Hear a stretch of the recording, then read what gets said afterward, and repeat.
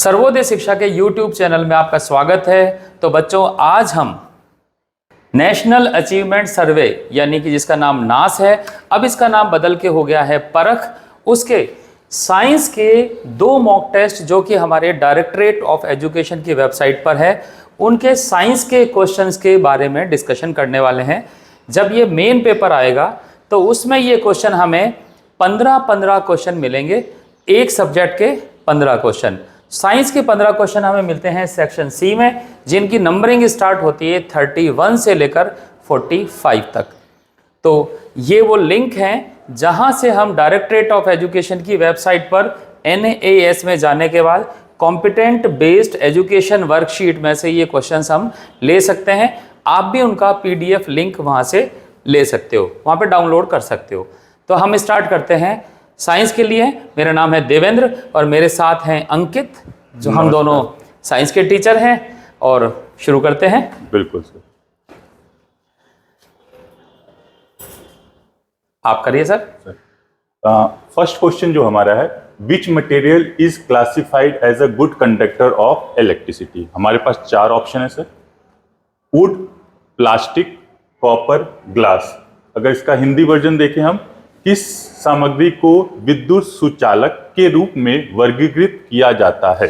तो ये क्वेश्चन आप देख सकते हैं कि ये क्वेश्चन फिजिक्स का क्वेश्चन है। तो अंकित सर से मैं आज्ञा लेना चाहता हूं कि फिजिक्स के क्वेश्चन का एक्सप्लेनेशन मैं करूं और बाकी कठिन क्वेश्चन जो आएंगे वो ये देखेंगे नहीं सर, इस क्वेश्चन में। तो बच्चों देखिए, इस क्वेश्चन में आपके सामने है 4 ऑप्शन और ये बताया गया है कि कौन सा ऑप्शन, कौन सा मटेरियल इलेक्ट्रिसिटी का गुड कंडक्टर है। गुड कंडक्टर का मतलब है जिसमें से करंट पास हो जाए। ये हम जानते हैं कि लकड़ी में करंट पास नहीं होता, प्लास्टिक में करंट पास नहीं होता, कांच में करंट पास नहीं होता। आपने देखा होगा कि कोई पेचकस होता है या चाकू होता है, उसके हैंडल अक्सर लकड़ी के या प्लास्टिक के बने रहते हैं ताकि उसमें करंट पास ना हो। सिर्फ एक ऑप्शन बचा, तांबा यानी कि कॉपर, यही है इसका सही जवाब। तो इस क्वेश्चन का जो सही आंसर हुआ है ऑप्शन सी सर। और हम लोग भी देखते हैं कि जो वायर होता है, जो हमारे घर में वायरिंग होती है, उसके अंदर जो मेटल होता है, वो भी धातु जो होता है, वो भी क्या होता है, कॉपर होता है। कॉपर होता है। एक बात मैं और ऐड करना चाहता हूँ, सबसे अच्छा जो कंडक्टर होता है, जिसे हम बेस्ट कंडक्टर कह सकते हैं, वो होता है चांदी यानी कि सिल्वर। लेकिन सिल्वर के साथ समस्या यह है कि सिल्वर हमेशा बहुत ही महंगी पड़ती है। सोचिए, अगर हम सिल्वर के तार लगा दें तो चोरों के लिए तो न्योता हो जाएगा, तार ही ले जाएंगे। तो हम सिल्वर के नहीं लगाते, हम लगाते हैं उससे थोड़े से बेटर एल्यूमिनियम के, और कॉपर तो बेस्ट है ही फिर। ओके सर, नेक्स्ट क्वेश्चन पर आते हैं। बिल्कुल सर। सेकंड क्वेश्चन है, what colour does blue litmus paper turn when dip in acid. इसका हिंदी वर्जन कह रहा है, नीला लिटमस पेपर अम्ल में डुबाने पर किस रंग का हो जाता है। अब हमारे पास ऑप्शन जो है हम वो देखेंगे, blue, yellow, red and green, यानी कि नीला, पीला, लाल या हरा। अगर इस क्वेश्चन को हम देखें तो पहले तो हमें पता होना चाहिए, ये जो लिटमस पेपर है, ये लिटमस पेपर जो होता है, ये लिटमस पेपर बना होता है लाइकेन से। किससे बना होता है? लाइकेन। और ये जो लाइकेन होता है, ये 2 माइक्रो ऑर्गेनिज्म से मिलके बनता है। एक जो होता है वो होता है फंगस, और दूसरा जो होता है वो होता है एल्गी। इन दोनों का कॉम्बिनेशन जो होता है वो होता है हमारा लाइकेन। तो लाइकेन से हमारा क्या बनता है? लिटमस पेपर बनता है। अब ये जो लिटमस पेपर होता है 2 कलर का आता है। एक जो कलर का आता है वो होता है रेड कलर, और दूसरे कलर का जो आता है वो ब्लू कलर। जो रेड कलर होता है, अगर इस लिटमस पेपर को हम किसी बेस में डाल दें, बेस में, तो उस कंडीशन में क्या हो जाता है, ये रेड लिटमस पेपर ब्लू में कन्वर्ट हो जाता है। और अगर ब्लू वाले को हम किस में डाल दें? एसिड में डाल दें, तो ये जो कन्वर्ट हो जाता है ये रेड में कन्वर्ट हो जाता है। अब इतनी नॉलेज से आपको इसका आंसर पता चल गया होगा सर। तो इसका आंसर क्या है? एसिड में डाल रहे हैं, ब्लू लिटमस पेपर है, यानी कि ये वाला, तो ये किस में हो जाना चाहिए? रेड में होना चाहिए। तो अच्छा, एक बात मैं जो पूछना चाहता हूँ, अगर रेड वाले को एसिड में डाल देंगे तब तो क्या सर नो चेंज, कोई चेंज कोई चेंज नहीं कोई चेंज नहीं होगा। तो इसका मतलब ये है कि ब्लू वाला ही रेड में चेंज होता है। हाँ ब्लू वाला। अगर देखिए सर ने एक अच्छा आप सबके लिए क्वेश्चन पूछ लिया। सर का क्वेश्चन है कि अगर रेड वाले को एसिड में डाले या ब्लू वाले को अगर हम बेस में डाले तो कोई भी चेंज नहीं होता है। ठीक है, अब आते हैं अगले क्वेश्चन पे। क्वेश्चन है what happens to the bulb when the switch is turn on in an electric current. किसी भी विद्युत परिपथ में अगर एक स्विच को चालू करते हैं यानी कि ऑन करते हैं तो बल्ब के साथ क्या होता है। ये अपने घर में भी देखा होगा, स्विच ऑन करने पर लाइट जल जाती है। एक बार इसके ऑप्शन देखते हैं। इट रिमेन्स ऑफ, ये हमेशा बंद रहता है। इट ग्लो, ये चमकता है। इट फ्लिकर्स, ये टिमटिमाता है। और इट हीट अप, ये गर्म हो जाता है। स्विच ऑन करते ही जो सबसे पहली चीज होती है ये चमकने लगता है यानी कि इट ग्लोज। तो ये बहुत ही सिंपल क्वेश्चन है, मुझे नहीं लगता इसके लिए कुछ और बोलने की जरूरत है। लेकिन अगर बहुत ज्यादा दिमाग लगा के कोई आंसर देना चाहे कि ऑन करने के बाद 15 मिनट बाद क्या होता है, तो एक ऑप्शन और जुड़ जाएगा, ये गर्म भी हो जाता है। अब आते हैं अगले क्वेश्चन पर। क्वेश्चन नंबर 4 है convert 72 kilometre per hour to metre per second. 72 kilometre per घंटा को मीटर पर सेकेंड में बदलना है। ठीक है, तो हमारे जो ऑप्शन है वो है 72 metre per second, 20 metre per second, 36 metre per second and 12 metre per second. इस क्वेश्चन को सॉल्व करने का पहले हमें बेसिक से ही हम समझते हैं कि बेसिक क्या है। तो जैसे सर हम लोग जानते हैं कि जो हमारा 1 किलोमीटर होता है, 1 किलोमीटर जो है ये 1 किलोमीटर इज इक्वल टू हो जाता है 1000 मीटर। अगर यहां पर ध्यान दें ये आवर है और हमें चेंज करना है किसमें, सेकंड में चेंज करना है। तो पहले इसमें दो चीज आ जा रही है। एक हमें बताया गया कि 1 आवर इक्वल टू जो होता है वो 60 मिनट होता है। एक चीज हमें ये पता है। दूसरी चीज हमें क्या पता है, 1 मिनट इक्वल टू 60 सेकेंड होता है। ये दो चीज पता है। अब हमें डायरेक्ट ये आवर को चेंज करना है इस सेकंड में, यानी कि 60 पहले इसको मिनट में चेंज करने के लिए 60 एंड फिर मिनट को सेकंड में चेंज करने के लिए फिर 60। तो यानी कि अगर इसको हम देखें तो क्या हो जाएगा, इसका मतलब ये हो जाएगा 1 hour is equal to 60 into 60 second. ये हमारा हो गया। अब हमें किलोमीटर को हमने मीटर में चेंज कर दिया था, यहां पे आवर को हमने सेकंड में चेंज कर दिया। अब यही दो हम वहां पे लिख देंगे। सर यहाँ पे बच्चों के लिए जो 7th 8th के भी हैं या 9th के हैं, उनको एक चीज यहाँ पे थोड़ा सा और समझ लो। ये जो हमारे जो यूनिट्स होते हैं इसमें कोई चेंजेस नहीं होता। एक चीज बेसिक जो है थोड़ा सा ध्यान पे रखें, कभी भी अगर हम जो है लेफ्ट हैंड साइड वाली जो यूनिट होती है उसको अगर हम राइट हैंड साइड में चेंज करते हैं ना, तो हमेशा मल्टीप्लाई होता है। ये चीज का हमेशा याद रखें। और राइट हैंड साइड को अगर हम लेफ्ट हैंड साइड में चेंज करें तो हमेशा क्या हो जाएगा, डिवाइड हो जाएगा। ये हमेशा के लिए याद रखना। ये चीज कभी चेंज होती नहीं कि लेफ्ट को हम राइट साइड में, तो ये हमेशा याद रखना। यानी कि क्या हो गया, देखो हमने यहाँ पे क्या कर दिया, सर ने देखिए लिख के आपको समझा भी दिया है बिल्कुल अच्छे से। 72 किलोमीटर पर आवर, मतलब कि आवर जो है वो अपॉन में है, ठीक है, डिवाइड हो रहा है। अब देखो 72 इंटू क्या हो गया 1000, क्यों, क्योंकि आवर को हम किस में चेंज कर रहे हैं, आवर को हम किस में चेंज कर रहे हैं, सेकंड में चेंज कर रहे हैं। तो हम लेफ्ट से राइट गए। दूसरा क्या है, 1 किलोमीटर इक्वल टू 1000 मीटर। इसमें भी क्या हो जाएगा, मल्टीप्लाई ही होगा। तो इसीलिए इस आवर के साथ इसका मल्टीप्लाई किया और इस किलोमीटर का मीटर के साथ मल्टीप्लाई ही हमने किया है। और इसको सॉल्व करके 5/18 आता है। आमतौर पर बच्चे क्या करते हैं, इसको रट लेते हैं कि किलोमीटर पर आवर को चेंज करना है तो 5/80 से मल्टीप्लाई करके मीटर पर सेकंड में लाते हैं। और ये कैसे आता है, ये तरीका है। और सर एक चीज हमने देखा, रटने के चक्कर में बहुत कंफ्यूज होते हैं कि 5/18 करना है कि 18/5 करना है। कई बार गलती होती है, गलत करते हैं। इसको सॉल्व करते हैं। 18 4 जा 72, 5 into 4 that is equal to 20। तो इसका सही आंसर होना चाहिए 20 मीटर पर सेकंड। तो इस तरह से ये क्वेश्चन हम सॉल्व कर सकते हैं। Next question is in a distance time graph which variable is plotted on the Y axis. एक दूरी समय का जब ग्राफ हम बनाते हैं तो वाई एक्सेस पर क्या वेरिएबल आलेखित किया जाता है। हमें मालूम है कि जब भी हमें ग्राफ सिखाया जाता है तो दो एक्सेस उसमें होते हैं, एक होता है एक्स एक्सेस और दूसरा होता है वाई एक्सेस। और हमारी बुक्स में जितने भी ग्राफ हैं ये हम जानते हैं एक्स एक्सेस पर हमेशा टाइम को लिया जाता है। जब हम टाइम को एक्स एक्सेस पर लेते हैं तो बाकी जितनी भी चीज़ें हैं, चाहे वो वेग हो, डिस्टेंस हो, डिस्प्लेसमेंट हो, वो सारे के सारे वाई एक्सेस पर आते हैं। तो सवाल ये है वाई एक्सेस पर हम कौन सा वेरिएबल लेते हैं, कौन सा ग्राफ है, डिस्टेंस और टाइम ग्राफ। तो जब टाइम आ गया एक्स एक्सेस पर तो वाई एक्सेस पर क्या बचा, डिस्टेंस। तो हमारा आंसर होना चाहिए डिस्टेंस यानी कि दूरी। अगर ये क्वेश्चन वेलोसिटी टाइम होता तो वाई एक्सेस पर वेलोसिटी लेते, अगर ये स्पीड टाइम होता तो वाई एक्सेस पर स्पीड लेते। तो इस तरह से इन ग्राफ पर हमेशा याद रखिए टाइम को ही हम एक्स एक्सेस पर लेते हैं।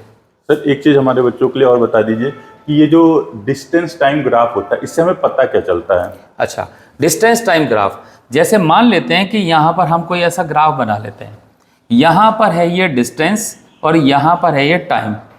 मान के चलते हैं कि इस ग्राफ के कोई 2 पॉइंट ले लेते हैं, इस 2 पॉइंट को ऐसे दोनों एक्सेस पर लाइनें ड्रॉ कर देते हैं।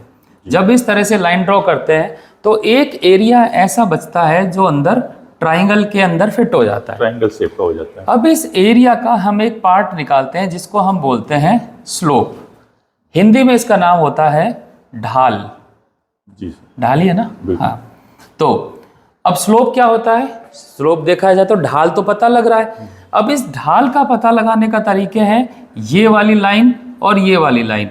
अगर ट्राइंगल को हम समझते हैं तो ये है लंब, ये है आधार यानी परपेंडिकुलर और ये बेस। अब परपेंडिकुलर पर तो है डिस्टेंस। क्यों है डिस्टेंस?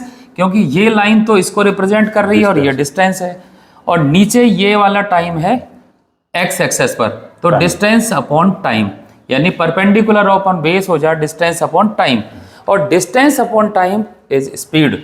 तो इस तरह से इस ग्राफ से हम स्पीड को कैलकुलेट कर सकते हैं। हर ग्राफ में चाहे वो डिस्टेंस वेलोसिटी हो, स्पीड टाइम हो, डिस्टेंस टाइम हो, उसमें स्लोप निकाल के हम ये पता लगा सकते हैं कि उस ग्राफ से क्या कैलकुलेट किया जा सकता है। तो सर ऐसे हम कैलकुलेट कर सकते हैं। सर ने एक चीज हमें और ज्ञान की बातें बता दी कि ये जो स्लोप होता है, स्लोप से जो हम निकालते हैं, अगर डिस्टेंस टाइम ग्राफ है तो उसकी स्लोप से हमें क्या मिल जाएगा? स्पीड निकल जाएगी। ओके सर, नेक्स्ट क्वेश्चन पे बढ़ते हैं। When white light is passed into a prism, it splits into। जब श्वेत प्रकाश को प्रिज्म से गुजारा जाता है तो वह विभाजित हो जाता है। ये आपको याद होगा, हमारे बुक्स में एक डायग्राम है, उसमें प्रिज्म बना हुआ है, एक तरफ से ऐसे लाइट आ रही है और यहाँ पर लिखते हैं कि ये वाइट लाइट है यानी कि श्वेत प्रकाश है। फिर इस डायग्राम को हम आगे देखते हैं, अंदर ऐसे कई सारी लाइनें दिखाई रखी हैं और दूसरी तरफ से वही लाइनें जो हैं थोड़ी और फैला के इस तरह से दिखाते हैं। अगर तुम्हारी जो किताब है वो ब्लैक एंड वाइट है तब तो ये सारी लाइनें काली दिखाई देती हैं, लेकिन वो थोड़ी सी अच्छी महंगी किताब है, पैसे खर्च किए आपने, तो यहाँ पर तुम्हें कलर दिखाई देते हैं। और वो कलर कौन से कलर हैं? 7 कलर होते हैं जिसको हम बोलते हैं बेनी आह पिनाला, हिंदी में बोलते हैं, इंग्लिश में उसको बोलते हैं विबग्योर यानी कि violet, indigo, blue, green, yellow, orange and red. वो 7 कलर इसमें यानी कि वाइट लाइट जो है 7 कलर में स्प्लिट हो जाती है। इसको बोलते हैं हम विक्षेपण या डिस्पर्शन, इसको डिस्पर्शन बोलते हैं। तो यहाँ पर ये पूछा है कि जब वाइट लाइट प्रिज्म से निकलती है तो किस में विभाजित हो जाती है? पता लग रहा है कि 7 कलर में विभाजित हो जाती है यानी कि 7 रंगों में, कहाँ मर गया, 7 रंगों में विभाजित हो जाती है। तो इस तरह से इस क्वेश्चन का आंसर हम दे सकते हैं। सर एक हमारे 10th क्लास के जो बच्चे हैं उनके लिए, सर वो बड़े कंफ्यूज होते हैं कि ये जब प्रिज्म से लाइट निकल रही है तो ऊपर वायलेट आएगा कि ऊपर रेड आएगा? ओके, विग्योर तो रहता है, ये तो उनको मालूम है विग्योर है, पर ये ऊपर क्या रहेगा, वायलेट रहेगा कि रेड रहेगा, और क्यों रहेगा? थोड़ा सा बच्चों ठीक है, मैं इसको समझाने के लिए एक छोटी सी बात बताना चाहता हूँ जो जनरली बच्चे जानते हैं, पर जस्ट याद दिला देता हूँ। आपने ये भी पढ़ा होगा कि जब कोई दूर से लाइट आती है तो कौन सा कलर है जो दिखाई देता है? हमेशा रेड कलर। सुबह और शाम को लाल होने का कारण क्या है कि सूरज से निकले वाले 7 कलर में से सिर्फ रेड ही है जो हमारे पास तक आ पाया। इसलिए सब कुछ लाल लाल टाइप दिखता है। इसका मतलब है रेड कलर है वही एक ऐसा कलर है जो इधर उधर बिखरता नहीं है। तो आप मान के चलिए जो कलर बिना बिखरे सीधा चला जा सकता है वो कलर होना चाहिए रेड, और जो सबसे ज़्यादा मुड़ेगा वो कहीं दूर चला जाएगा वो होना चाहिए वायलेट कलर। तो इससे हम समझ सकते हैं बिना बिखरे जाएगा तो वो सबसे ऊपर होगा, इसलिए इस प्रिज्म में सबसे ऊपर वाली जो लाइट होगी वो रेड होगी और सबसे नीचे वाली वायलेट होगी। इस तरह से हम रेड और वायलेट का पता लगा सकते हैं कि ऊपर कौन सा रहना है नीचे कौन सा रहना है। सर इसीलिए शायद खतरे का जो निशान होता है उसको बिल्कुल हम रेड, रेड बिल्कुल सही पहचाना, ताकि दूर से ही हमें खतरे का निशान रेड होता है क्योंकि दूर से सबको दिखाई दे। इस जो लाइट होती है हमारी जो ट्रैफिक सिग्नल में वो रेड लाइट ही इंपॉर्टेंट क्यों है, दूर से ही दिखाई देने लग जाती है कि रुकना है। नहीं रुकेंगे तो पता ही क्या हो जाता है। हेलमेट जरूर पहनना चाहिए। सर बिल्कुल सही। क्वेश्चन नंबर 7 पे हम बढ़ते हैं। लिखा है I am a double membraned cell organelle, I produce energy rich molecules called ATP, I have my own genetic material, who am I. यानी कि कह रहा है कि मैं एक दोहरी झिल्लीदार कोशिका हूं, मैं एटीपी नामक ऊर्जा समृद्ध अणुओं का उत्पादन करता हूं, मेरी अपनी अनुवांशिक सामग्री है, मैं कौन हूं। ये चीज इसमें क्वेश्चन में पूछा है। तो हमें जैसे क्वेश्चन से समझ आ रहा है ये बायोलॉजी का पार्ट है। हम ऑप्शन देख लेते हैं एक बार। सेल मेम्ब्रेन, कोशिका झिल्ली, प्लास्टिड, हिंदी में भी प्लास्टिड है। सी ऑप्शन है न्यूक्लियस जिसे नाभिक कहते हैं या केंद्रक भी कहते हैं, और डी ऑप्शन है माइटोकॉन्ड्रियन जिसे हम माइटोकॉन्ड्रिया कहते हैं। अब इसमें हमें देखो दो चीज हमें दे रखी है। पहला जो हिंट हमें, बल्कि हम कह सकते 3 हिंट हमें दे रखा है कि क्वेश्चन समझने के लिए। पहला हिंट हमें क्या दे रखा है, ये क्या है, डबल मेम्ब्रेन है। एक चीज हमें ये पता लगी। दूसरी चीज हमें क्या पता चल रही है कि एनर्जी रिच मॉलिक्यूल सिंथेसिस करता है जिसको हम क्या कहते हैं, एटीपी। ये हमें दूसरा हिंट दे रखा है, क्वेश्चन में दे रखा है। तीसरा क्या दे रखा है कि ये इसके खुद का, इसके पास अपना खुद का क्या होता है, जेनेटिक मटेरियल होता है। ये हमें 3 इंफॉर्मेशन दे रखी क्वेश्चन, इसी के बेसिस पे हमें बताना है कि ये जो जिसके बारे में पूछा है यानी कि आई, ये कौन है। तो अब देखो हम एक एक चीज करके समझते हैं। पहले डबल मेम्ब्रेन हम देखें, सेल मेम्ब्रेन जो होता है ये डबल मेम्ब्रेन होता है, बिल्कुल। प्लास्टिक जो है हमारा वो भी डबल मेम्ब्रेन है, न्यूक्लियस वो भी डबल मेम्ब्रेन है, माइटोकॉन्ड्रिया वो भी डबल। यानी कि पहले ऑप्शन जो हमारा हिंट है उससे हमें कोई ऑप्शन को कट करने का मौका नहीं मिला सर। चारों ऑप्शन हमें सही लग रहे हैं। दूसरा देखते हैं कि एनर्जी रिच मॉलिक्यूल यानी कि एटीपी। अब हम ये देख रहे हैं कि एटीपी इन चारों में से कौन सिंथेसाइज करता है। सेल मेम्ब्रेन एटीपी नहीं बनाता है, प्लास्टिड एटीपी नहीं बनाता है, न्यूक्लियस एटीपी नहीं बनाता, ये सब यूज करते हैं। माइटोकॉन्ड्रिया ये जो है एटीपी बनाता है। तो देखिए हमें इसी से ऑप्शन से पता चल गया कि हमें जो है ये हमने एक से कि ये माइटोकॉन्ड्रिया जो है हमारा सही आंसर है। पर अगर मान लीजिए हम थर्ड पे भी जाते जेनेटिक मटेरियल के बारे में, तो यहाँ पे देखो सेल मेम्ब्रेन का कोई जेनेटिक मटेरियल नहीं होता, प्लास्टिक का जेनेटिक मटेरियल होता है। अगर शायद ये हमारा सेकंड ऑप्शन होता तो हमारे 1-2 ऑप्शन में हमें फिर मिलता कि सर प्लास्टिक का भी जो होता है जेनेटिक मटेरियल होता है। न्यूक्लियस का जेनेटिक मटेरियल खुद का नहीं होता अपना, और माइटोकॉन्ड्रिया उसके अंदर जेनेटिक मटेरियल होता है जिससे हेरिडिटी ट्रांसफर होती है एक जनरेशन से दूसरे जनरेशन में, और माइटोकॉन्ड्रिया के पास भी खुद का। तो इस तरीके से हम ऑप्शन, हमें आंसर करेक्ट आंसर सर नहीं पता है, पर हम ऑप्शन को कट करके भी करेक्ट आंसर तक पहुंच सकते हैं। गलत ऑप्शंस को भी अगर छांट दिए जाएं तो जो बच जाएगा वो सही ऑप्शन हो जाएगा। बिल्कुल सर, वही चीज मैं समझाना चाहता हूं। तो हमारा जो राइट आंसर हो गया वो क्या हो गया, माइटोकॉन्ड्रिया। अब आते हैं अगले क्वेश्चन पर, और अगला क्वेश्चन है lightning is seen before thunder is heard because. गड़गड़ाहट सुनने से पहले तड़ित दिखाई देती है क्योंकि। आपने देखा होगा जब बारिश के टाइम पे बिजली चमकती है तो आकाश में बहुत ज़बरदस्त तरीके से एक कोई पिक्चर बन जाती है, हम कहते हैं कहीं ना कहीं बिजली गिरी है, और उसके बाद उसकी आवाज़ सुनाई देती है कड़ोड़ बूम करके, ऐसा कुछ। तो पहले तो लाइट दिखाई देती है और आवाज़ उसके बाद सुनाई देती है। क्वेश्चन में पूछा है ऐसा क्यों होता है। तो देखिए सबसे पहले हम बात करते हैं लाइट की। लाइट की स्पीड की बात करते हैं 3 × 10⁸ मीटर पर सेकेंड। ये लाइट की स्पीड है, ऑलमोस्ट 3 लाख किलोमीटर पर सेकेंड। यानी कि 1 सेकेंड भी होगा तो उस केस में लाइट 3 लाख किलोमीटर चल चुकी होगी। अगर हम बात करते हैं साउंड की, साउंड का मतलब है ध्वनि यानी कि आवाज। उस केस में लाइट की स्पीड होती है 332 मीटर पर सेकेंड, यानी एक सेकंड में 332 मीटर। तो देखिए ये एक सेकंड में 3 लाख किलोमीटर, ये किलोमीटर है, और ये एक सेकंड में 332 मीटर।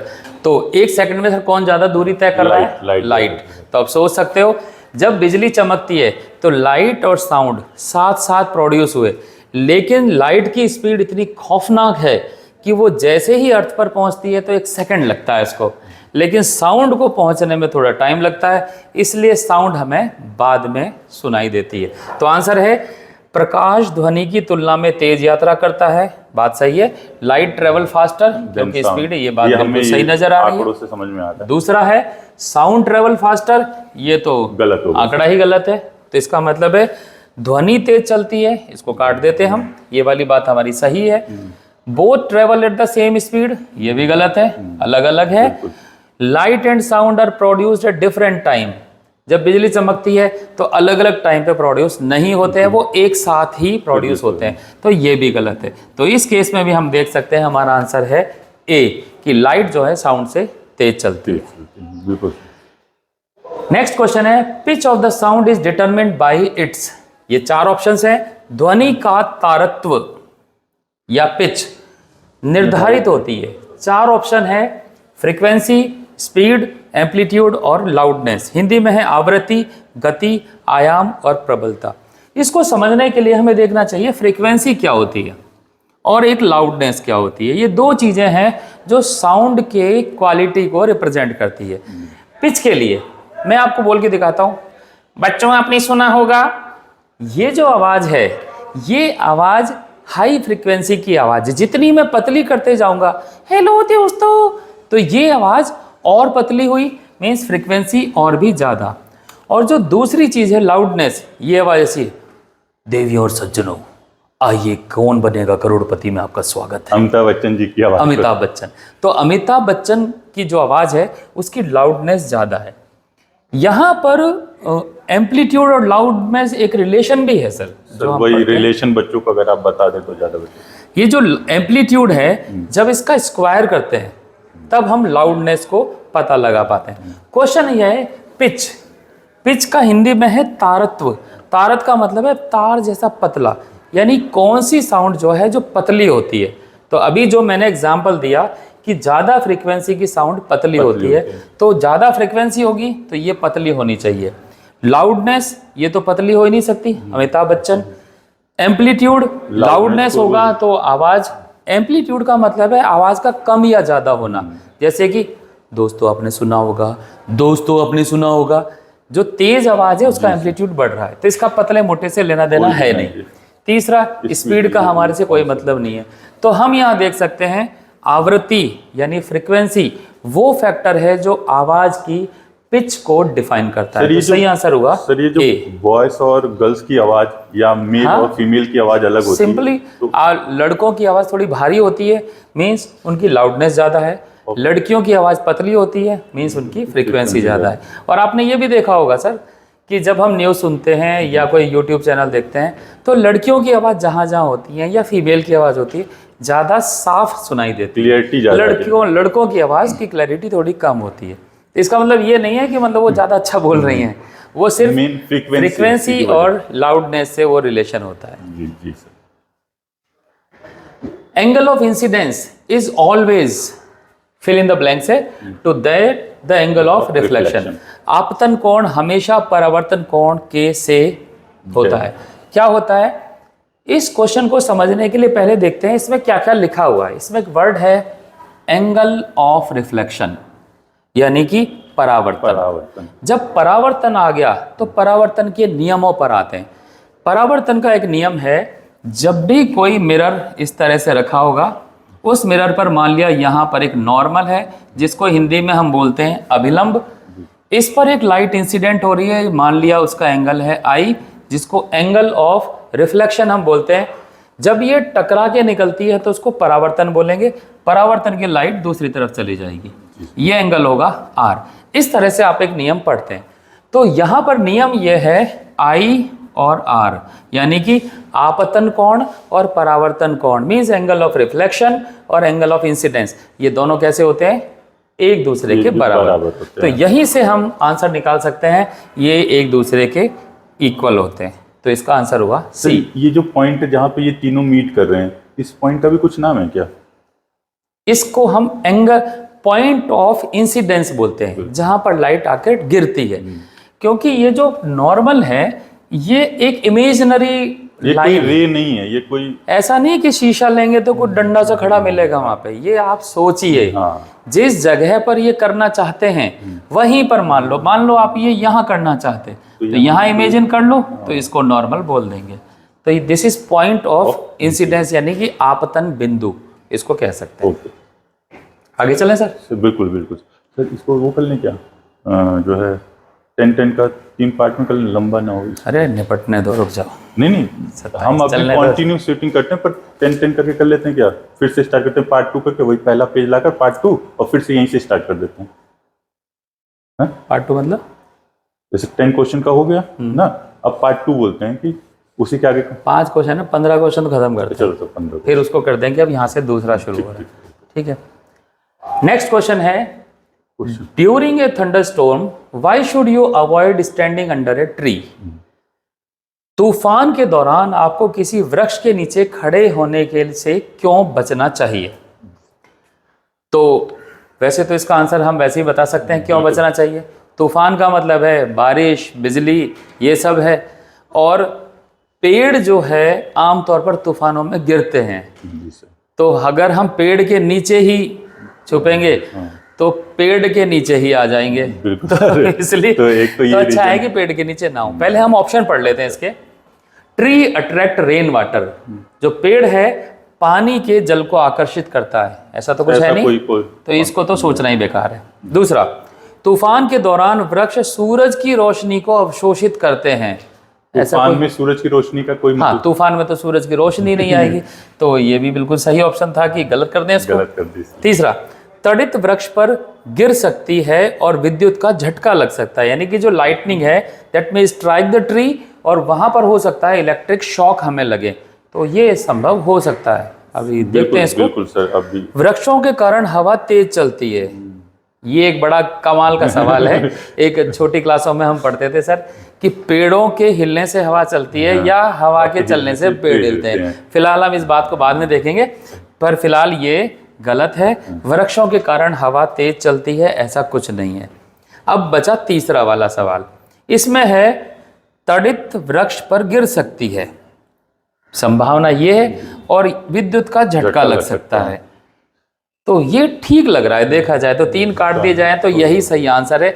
ये याद रखिए बच्चों, क्वेश्चन को सही करने का एक तरीका ये भी है कि हम देखो हमें सही आंसर का कुछ नहीं बिल्कुल। पता, पर लेकिन जो गलत आंसर अगर हम उसको काट देते हैं तब भी हमें पास सही आंसर आ सकता है। सर एक चीज यहाँ पे और समझे सर, हमने न्यूज़पेपर में भी देखते हैं, न्यूज़ में भी सुनते हैं, ये वृक्ष पर यानी कि ट्री पे ही लाइट क्यों ज्यादा सुनने को मिलती है, जरूरी नहीं है कि ऐसा हो। देखिए पहले तो ये देखते हैं कि लाइट जो है बिजली गिरती है वो है क्या। बिजली गिरती है, मान लिया ये है बादल, बादल में है चार्ज, इसको हम मान लेता हूँ पॉजिटिव चार्ज, तो ये किधर अट्रैक्ट होंगे, जिधर नेगेटिव चार्ज होगा वहीं पर। अब जो पेड़ है जमीन पर, वो पेड़ जो है पानी की वजह से ये पेड़ क्या है, गीला हो गया है। जी सर। गीला होने का मतलब है इसमें आयनाइजेशन की प्रॉपर्टी ज़्यादा अच्छी हुई। तो जब यहाँ पर चार्ज है, ये बादल है पॉजिटिव नेगेटिव दोनों चार्ज है, जैसे ही ये बिजली यानी कि बादल इसके आसपास आता है और कोई कांटेक्ट होता है पानी की वजह से, तो यहाँ पर ऑटोमेटिक नेगेटिव चार्ज इंड्यूस हो जाता है क्योंकि गीला हो गया है, तब इसमें अट्रैक्शन हो जाता है। इसी कारण पेड़ पर बिजली गिरने की संभावना ज़्यादा है। पेड़ कंडक्टिंग भी है, करंट फ्लो भी हो सकता है, यानी पूरा सर्किट बना हुआ है। जो हमारी बड़ी बड़ी बिल्डिंग के ऊपर जो लगाते हैं लाइटनिंग कंडक्टर, यस सर। देखो कितना इंपॉर्टेंट है, इतनी बड़ी बिल्डिंग उसके ऊपर इतना छोटा सा तार लगा देते हैं और कहते हैं पूरी बिल्डिंग को ये बचाएगा। बचा लेगा। तो सवाल वहां पर आता है कि बिजली जो है इतनी बड़ी बिल्डिंग छोड़कर इसी पे ही क्यों आके मर रही है। तो वो कारण ये है, वो बनाया जाता है मेटल का। जी सर। तो मेटल है, जैसे ही सामने चार्ज आए उसके जस्ट अपोजिट चार्ज इसमें इंड्यूस हो जाते हैं। ऊपर प्लस आया तो इसमें नीचे नेगेटिव वाले negative charge इंड्यूस हो गए, जैसे मैंने यहाँ दिखाया। Yes. तो फिर अट्रैक्शन हुआ तो बिजली फिर पूरी बिल्डिंग को भूल के इसी इसी matter पे पे गिरती है। गिरना। और इसका कनेक्शन हम जमीन के अंदर तक कर देते हैं तो फटाफट ग्राउंड में सारी बिजली पास हो जाती है और बड़ी बिल्डिंग बच जाती है। सेफ हो जाती है। तो पेड़ पर बिजली गिर सकती है, इसकी संभावना ज़्यादा है। अब पेड़ गिर भी सकता है और बिजली का झटका भी लग सकता है। कारण है हम इस पे चिपट के खड़े हैं। अब ये क्या काम कर रहा है, पूरी बिजली को नीचे भेजने का काम कर रहा है। इसका मतलब तुम नंगे तार से चिपके हुए हो, सेम उसी की तरह बिहेव कर रहे हैं तो जैसे झटका लग सकता है। बिल्कुल, तो इसमें इसका आंसर हुआ सी। सर एक हमारे बच्चों के लिए और बता दीजिए, अगर बाई चांस किसी ऐसे सिचुएशन में फंसे हैं जहाँ पे थंडर स्टॉर्म है या बारिश बहुत तेज बिजली भी चमक रही है, तो उसमें किस जगह पे जाकर अगर वो रुकते हैं या किस जगह पे अपने आप को सेव कर सकते हैं, बस सिंपल सा। बिल्कुल बिल्कुल, बहुत अच्छा क्वेश्चन पूछा। आमतौर जब अगर घरों में है तो घरों में ही रहिए, पहली बात तो ये। बिल्कुल सर। फिर अगर हम कार में जा रहे हैं, मान लिया तो कार में जा रहे हैं, तो कार में जाते समय और बारिश में अगर आप बाहर हैं तो उस केस में कोशिश करिए कि आप कार के अंदर ही रहें। कारण क्या है, जब बिजली गिरेगी तो क्या होगा, कार के ऊपर बिजली जब गिरती है तो चार्ज सा ही सारा लेना देना है, तो चार्ज आ जाएगा। चार्ज जो होगा पूरी कार के ऊपर ही रहेगा। अंदर से कार खोखली होती है तो अंदर चार्ज नहीं जा सकता है। इस वजह से अंदर का आदमी सेफ है। तो शीशे बंद करिए और आराम से एक जगह रुक जाइए, तो उससे आप बिल्कुल सेफ रहोगे।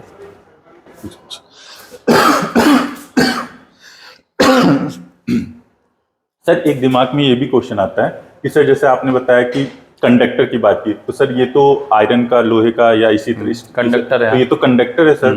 तो और मान लीजिए बाई चांस हम ऐसे मस्ती या ऐसे छुपे और बाई चांस हमारा किसी डोर से या कहीं से टच है, तो क्या हमें झटका लग सकता है? नहीं नहीं नहीं, अगर हम किसी कंडक्टर के अंदर बंद हैं हाँ। तो झटका नहीं लगेगा। अच्छा। जितना भी चार्ज है बाहर से फ्लो होता होगा। आपने एक वो देखा होगा फेराडे केज, फेराडे केज नाम का एक वर्ड होता है। तो जो जादूगर कई बार जो दिखाते हैं ना, जादू दिखाते हैं, तो एक बड़े सा एक पिंजरा होता है, हाँ। उस पिंजरे में वो घुस जाते हैं, कपड़े भी बहुत कम, मतलब वो ये दिखाते हैं कि हम नंगे बदन हैं, नंगे पैर हैं, नंगे बदन है, और घुस गया। और उस पे ऊपर से एक आदमी होता है जो बहुत 12,000 वोल्ट का झटका दे रहा होता है। तो सिंपली होता क्या है, फेराडे केज चारों तरफ से बंद है, आदमी इसके अंदर खड़ा है, और साइंस के कॉन्सेप्ट से हम जानते हैं कि चार्ज हमेशा सरफेस पर ही रहेगा। तो अंदर सेफ है, 12,000 हो चाहे 20,000 हो, उससे कोई फर्क नहीं पड़ता। ये आपको फिर काफी कुछ समझ में आ गया, कहाँ रहना है, कैसे क्या करना है। पेड़ों के नीचे नहीं खड़ा होना है, ये बात जरूर है। ओके सर, नेक्स्ट क्वेश्चन पे चलते हैं। क्वेश्चन नंबर 12 है, why should we reduce the use of coal and petroleum. कह रहा है कि हमें कोयले और पेट्रोलियम का उपयोग क्यों कम करना चाहिए। ठीक है, ऑप्शन देख लेते हैं क्यों कम करना चाहिए। पहला ऑप्शन है to save the money on fuel, कहता है ईंधन पर पैसा बचाने के लिए। तो ये कोई दूसरी चीज खरीदेंगे, हो सकता है उस पर पैसा लग जाए, तो ये बहुत वैलिड आंसर तो सर नहीं लग रहा, फिर भी हम इसको मान के चलते, थोड़ा कंसीडर करते हुए चलते हैं। सेकंड ऑप्शन देखते हैं, to reduce air pollution and conserve non renewable resource, कहता है वायु प्रदूषण को कम करने और अनवीकरणीय संसाधनों का संरक्षण करने के लिए। ये ऑप्शन कुछ सॉलिड ऑप्शन टाइप का लग रहा है कि, तो हम इसको एक कंसीडर लेते हुए। क्या चीज है अनवीकरणीय? जिसको नॉन रिन्यूएबल, जिसको रिन्यू नहीं किया जाता। अच्छा। रिन्यू अच्छा, मतलब यूज किया और खत्म, दोबारा नहीं आया, दोबारा जल्दी नहीं बन सकता। ये तो बड़ा ध्यान रखना चाहिए। ये सबसे इंपॉर्टेंट वर्ड आपने ही फोकस कर दिया, ये वर्ड ही हमें सबसे ज्यादा ध्यान रखने वाली बात है। नेक्स्ट ऑप्शन देखते हैं, to increase the industrial production, औद्योगिक उत्पादन बढ़ाने के लिए। तो ये तो कोई इससे कुछ लेना देना है ही नहीं, तो ये ऑप्शन हमने कट कर दिया। नेक्स्ट है to promote the use of plastic product, plastic उत्पादों के उपयोग को बढ़ावा देने के लिए। तो बढ़ावा तो देना ही नहीं है, तो फिर तो ये भी ऑप्शन कट हो गया। तो दो ऑप्शन कट हो गया, हमने दो ऑप्शन को। अब इसमें पैसा बचाने वाला कॉन्सेप्ट हमने कहा ये हमें बहुत वैलिड आंसर नहीं लग रहा। तो हमारे पास देखो, हमें आंसर सही पता है या ना पता है, ये तो बात की बात है, हमें ऑप्शन कट करके भी हम सही आंसर तक पहुंच सकते हैं। तो हमें लगा to reduce air pollution and conserve non renewable resource. तो यहाँ पे ये जो ऑप्शन नंबर बी है, ये हमारा सही आंसर हो गया। अब इसमें जैसे सर ने बोला नॉन रिन्यूएबल क्या होता है, तो नॉन रिन्यू अक्सर इतने ही वर्ड को देखें, रिन्यू मतलब होता है जिसको नया बनाया जा सके, उसको रिन्यू कहते हैं। और नॉन लग गया तो उसके जस्ट अपोजिट प्रॉपर्टी होगी, यानी कि जिसको नया कि easily- एक बार कोयला खत्म हो गया हाँ। तो वापस से कोयला नहीं मिलेगा। क्योंकि हम लोग एक और मेरे दिमाग में बात आई सर। कि जब आपने ये दो तो नीचे वाले काट काट दिए, दिए। इन दोनों में से जो लंबा है, अब मैं ये सोचता हूँ कि सही आंसर है इसलिए इतना लंबा लिखना पड़ा होगा, तो इसलिए संभावना है कि इस तरह का जो आंसर है वो सही आंसर होता है। समझाने के लिए इतना बड़ा लिखा तो ठीक ही होगा, तो उस हिसाब से भी सोच सकते ये हैं। जो सर बता रहे हैं, हम बता रहे हैं, हमारा मेन पर्पस है कि आप गलत आंसर को रिमूव कर दो। रिमूव करना सीख जाए, तो सही आंसर तो आपको अपने आप मिल जाएगा, बच जाएगा। बिल्कुल बिल्कुल। तो राइट आंसर हमारा ये हो गया। नेक्स्ट क्वेश्चन पे, which practice is essential for maintaining personal hygiene during adolescence. कहता है किशोर अवस्था के दौरान व्यक्तिगत स्वच्छता बनाए रखने के लिए कौन सा अभ्यास आवश्यक है। ऑप्शन देख लेते हैं। पहला है washing hand once a day, कहता है दिन में एक बार हाथ धोना। तो ये तो हमें जो जब से कोरोना आया तब से जो हमें सिखाया जा रहा है कि कहीं भी हमें कोई भी ऐसा तो बार बार हाथ धोना चाहिए, तो ये सर इसी की वजह से तो ये ऑप्शन हम कट कर सकते हैं कि दिन में खाली एक बार ही धोना चाहिए, ऐसा कुछ नहीं है। तो ये जो वंस लिख दिया इसी की वजह से ये हमारा ऑप्शन गलत हो गया। दूसरा देखें, take a bath only on a weekend. यहाँ पे देखो जो कम नहाने वाले उनको तो ये बहुत अच्छा ऑप्शन लग रहा है। मैं टोकता भी हूँ कई बार बच्चों को कि सर्दियों में कम से कम एक दो दिन में एक बार तो नहा लिया करो। तो इसमें ये कह रहा है कि सप्ताह में केवल एक बार स्नान करना, तो ये तो गलत ही है हमें, तो इसको भी ऑप्शन हमने कट कर दिया। फिर देखिए regular washing of clothes and bathing daily, कह रहा है नियमित रूप से कपड़े धोना और प्रतिदिन नहाना। ये शायद हमारे पेरेंट्स, टीचर्स, पेरेंट्स सभी लोग यही कहते हैं, सफाई की जरूरत है। ऑप्शन नंबर डी देख रहे हैं, अप्लाइंग डिओड्रेंट्स विदाउट बाथिंग, बिना नहाए डिओड्रेंट का लगाना। ये भी हमें लगता है जिसको आमतौर पर हम लोग ड्राई क्लीनिंग कहते हैं कि बिना नहाए धोए तैयार होके आते हैं। सही है सर, इसका यूज ज्यादा बढ़ रहा है। बढ़ रहा है बिल्कुल सर। तो आंसर सही देखिए, अब हमें आंसर सही पता चल गया, हमें सही आंसर मालूम है नहीं मालूम वो एक बात की बात है, पर हम गलत आंसर को रिमूव कर सकते हैं, हटा सकते हैं, तो सही आंसर हमारे अपने आप। तो ऐसे क्वेश्चन में तो यूं समझिए कि हमें बहुत ज्यादा ना भी पता हो सही आंसर, तब भी सही पे पहुंच सकते हैं। तो right answer option number C है हमारा, regular washing of cloth and bathing daily. Next है, why is it important to conserve forest and wildlife. कह रहा है वनों और वन जीव को संरक्षण क्यों महत्वपूर्ण है। तो ऑप्शन से देख के जैसे हमने पहले वाले क्वेश्चन के उसी तरीके से सर करते हैं, ठीक है। पहला लिखा हुआ है to have more land for farming, कहता है खेती हेतु अधिक भूमि के लिए।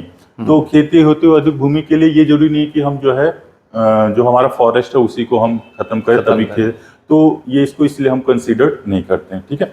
नेक्स्ट पे जाते हैं, to maintain ecological balance and protect biodiversity. एक मेरे लॉजिक के हिसाब से सबसे लंबा आंसर है, एक सर ने लॉजिक जो आपको बताया था, अभी चेक करते हैं कि ये सही लगता है कि नहीं लगता। ठीक है, तो कह रहा है कि पारिस्थितिक संतुलन बनाए रखने और जैव विविधता की रक्षा के लिए। तो ये ऑप्शन एक सर की वजह से भी और दूसरा हमें भी लग रहा है थोड़ा सा, तो हम इसको कंसीडर करते हुए चलते हैं, ठीक है। नेक्स्ट देखते हैं, टू इंक्रीज अर्बन डेवलपमेंट, कहते हैं शहरी विकास को बढ़ाने के लिए। अभी ये देखें हम तो दिल्ली जैसे शहर में रह रहे हैं, हमें मालूम है कि इसकी कितना इंपॉर्टेंस है। आजकल देखो जो दम घोटो जो वातावरण हो रहा है वो पेड़ ही इसको ठीक कर सकते हैं, तो हमें तो फॉरेस्ट को कंजर्व करना ही चाहिए। तो ये इस वजह से ये जो है ये ऑप्शन गलत हो गया। नेक्स्ट देखते हैं, to provide more space for mining, कहता है खनन के लिए अधिक स्थान उपलब्ध कराना। खनन का फॉरेस्ट से कुछ लेना देना है नहीं, वो अलग प्रोसेस ही टोटल है। तो ये जो है ये भी ऑप्शन हमारा क्या हो गया, गलत हो गया। तो आप देख सकते हैं कि जो सर का कॉन्सेप्ट था, अगर हमें लंबा वाला आंसर नहीं भी आंसर मालूम है, तो इकोलॉजिकल बैलेंस मतलब सभी क्या करते हैं, सभी जो जीव है एक दूसरे के ऊपर डिपेंड है, बस आप ऐसे समझिए। कहीं से किसी जीव का खत्म होना यानी कि जो हमारा इन्वायरमेंट है, जो हमारा इकोलॉजिकल बैलेंस बिगड़ जाना, और फिर वो डिस्टर्ब करेगा, कहीं ना कहीं डिस्टर्ब करेगा। तो एक वो है, और उससे बायोडाइवर्सिटी मेंटेन रहती है, जो विविधता है वो भी क्या आपको एक बात बताता हूँ, कई बार जैसे कि कुछ लोग वेजिटेरियन और नॉन वेजिटेरियन होते हैं, तो मैं पूछता हूँ नॉन वेजिटेरियन से कि आप लोग मीट क्यों खाते हैं, तो उनका आंसर यही होता है कि हम बैलेंस बनाने के लिए खाते हैं। हालांकि ये सही आंसर नहीं है, पर वो बोलते हैं ऐसा। जी सर। तो हमारा right answer option number B हो गया, to maintain ecological balance and protect biodiversity. अगले क्वेश्चन पर आते हैं। जी सर। क्वेश्चन नंबर 15 है, how does microorganism like yeast, यहाँ पे एक स्पेसिफाइड माइक्रो ऑर्गेनिज्म कर दिया ईस्ट के बारे में, help in making bread puffy. कहता है कवक जैसे सूक्ष्म जीव ब्रेड को फूला हुआ बनाने में कैसे मदद करते हैं। यहाँ पे अभी हम सर ऑप्शन देखते हैं, पर ये एक ऐसा क्वेश्चन है जो हम घर में अक्सर देखते थे। जैसे मम्मी ने बैटर बनाया इडली के लिए, डोसा के लिए, तो उसको भी हम देखते हैं।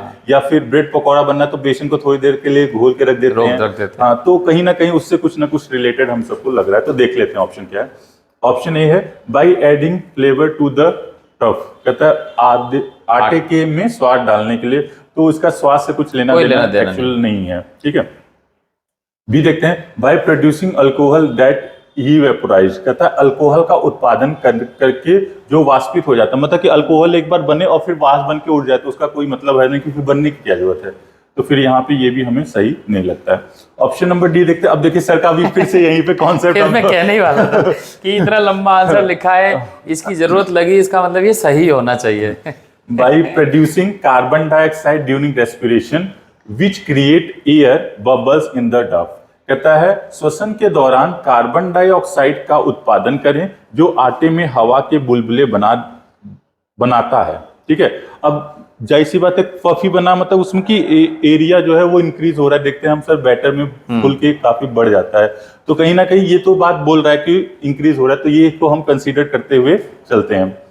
नेक्स्ट देखते हैं by observing water from the डफ। कहता है आटे से पानी अवशोषित करना, तो आटा सूख जाएगा, तो सूख जाएगा, तब तो उसका कोई काम ही नहीं फूलेगा है। भी तो नहीं। ये आंसर नंबर सी जो है वो सही जवाब हुआ। सही जवाब है। और वैसे भी हमें मालूम है कोई भी जो लिविंग थिंग्स है वो क्या करता है, मोस्टली, सभी के लिए तो हम नहीं कह सकते, पर मोस्ट ऑफ द जो सर होते हैं वो ऑक्सीजन इनटेक करते हैं और कार्बन डाइऑक्साइड को जो होते हैं रिलीज करते हैं, छोड़ते हैं। तो ईस्ट भी वही कर रहा है और वही उसको क्या बना देता है, पफी बना देता है। ये जो ब्रेड पफी बन जाते हैं, एक तरह से हम ये नहीं कह सकते कि वो ब्रेड को थोड़ा सड़ा दिया हमने। सर बिल्कुल फर्मेंटेशन प्रोसेस जिसको हम लोग कहते हैं, बिल्कुल हम आटे को रखते का मतलब है आटा थोड़ा सड़ा देते हैं और उसके बाद वो फूला फूला सा, और आजकल हम लोगों को तो स्वाद ही उसमें आ रहा है। बिल्कुल। दिल्ली वाले सबसे ज्यादा ये जाते हैं। दिल्ली नहीं, सभी जगह सर। बिल्कुल।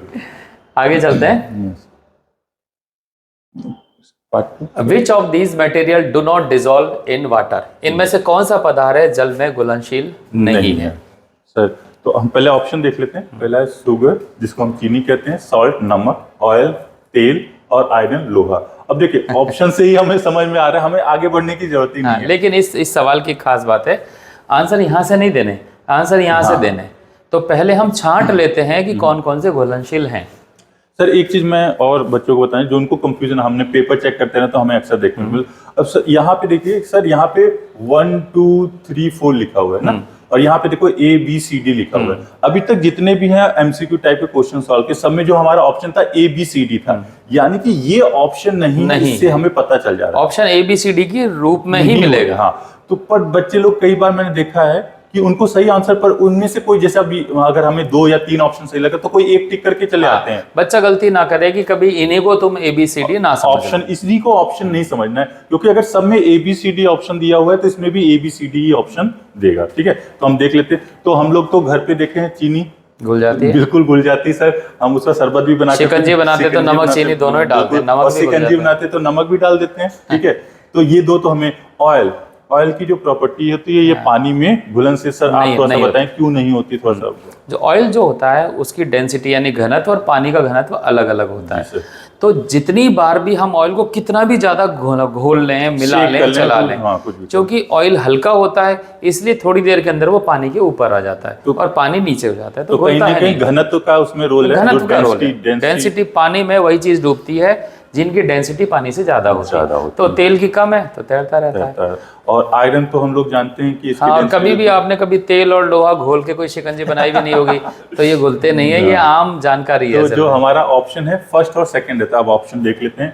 ए ऑप्शन जो है हमारा फर्स्ट और सेकंड है, तो ये तो हमारा सही है। इसमें थर्ड आ गया इसलिए गलत है, इसमें थर्ड और फोर्थ दोनों आ गया इसलिए गलत है, और इसमें सेकंड आया पर फर्स्ट नहीं आया इसलिए गलत है। तो अब देखो यहाँ पे एक चीज हमें और समझ आ रही है कि सिर्फ एक ऑप्शन मिल रहा है तो हमें नहीं दे, क्योंकि हमारा दोनों ऑप्शन सही है सर, तो हमें दोनों जहां मिलेंगे वही सही होगा। तो इसलिए हमारा ऑप्शन नंबर फर्स्ट जो है यानी वो सही है। आगे हैं, अगले क्वेश्चन पर आते हैं। मैं आपको एक चीज और बता दूं क्वेश्चन नंबर 16 और क्वेश्चन नंबर 31। देखिए 31 का मतलब है ये सेक्शन सी ही चल रहा है, लेकिन इस समय ये शुरू हो चुका है मॉक टेस्ट 2। क्योंकि हमने क्या कर रखा है, साइंस के 2 टेस्ट हैं, तो दोनों टेस्ट के साइंस के जितने क्वेश्चंस हैं उनको एक साथ बना लिया, जिससे कि एक वीडियो में सारे कवर कर सकें।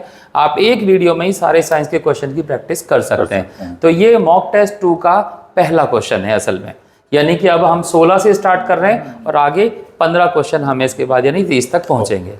तो नेक्स्ट क्वेश्चन पर आते हैं। Sir, what effect does turmeric have when mix with a basic solution?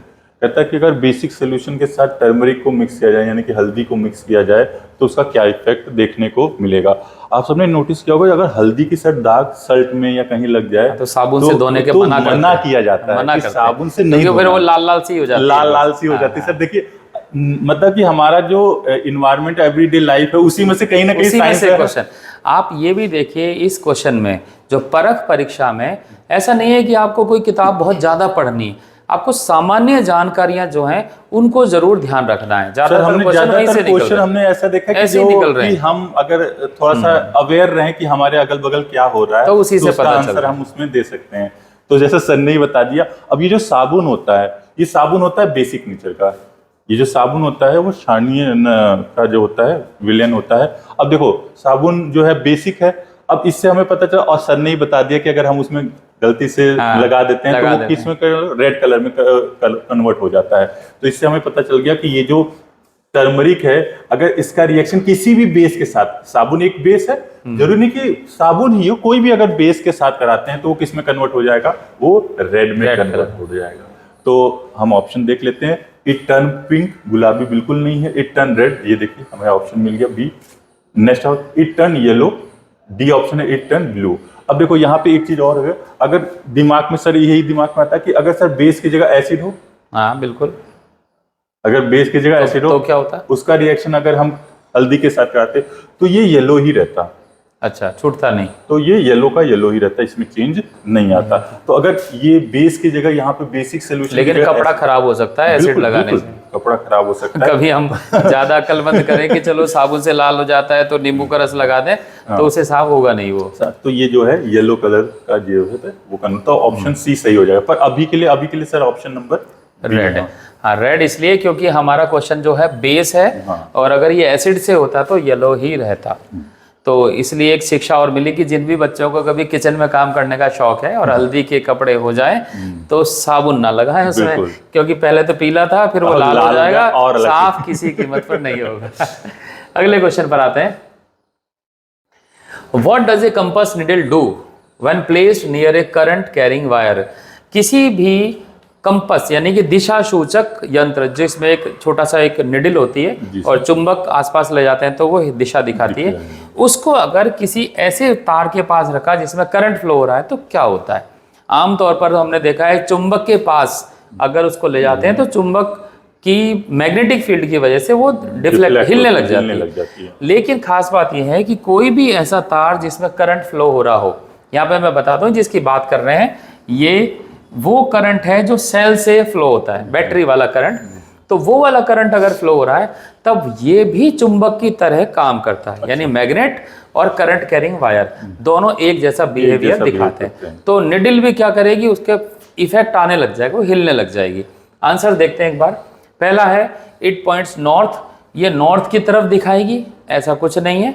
Needle जब उसके पास आएगी तो करंट की डायरेक्शन से ये पता लगेगी, नॉर्थ आना कोई जरूरी नहीं है। दूसरा है इट डिफ्लेक्ट, हाँ ये हिलेगी, ये बात हम कर रहे हैं। तीसरी बात है इट बिकम्स हॉट, गर्म होने से कोई लेना देना नहीं, क्योंकि इसमें कोई करंट थोड़ी फ्लो कर रहे हैं हम, ये तो जस्ट पास में रखी है।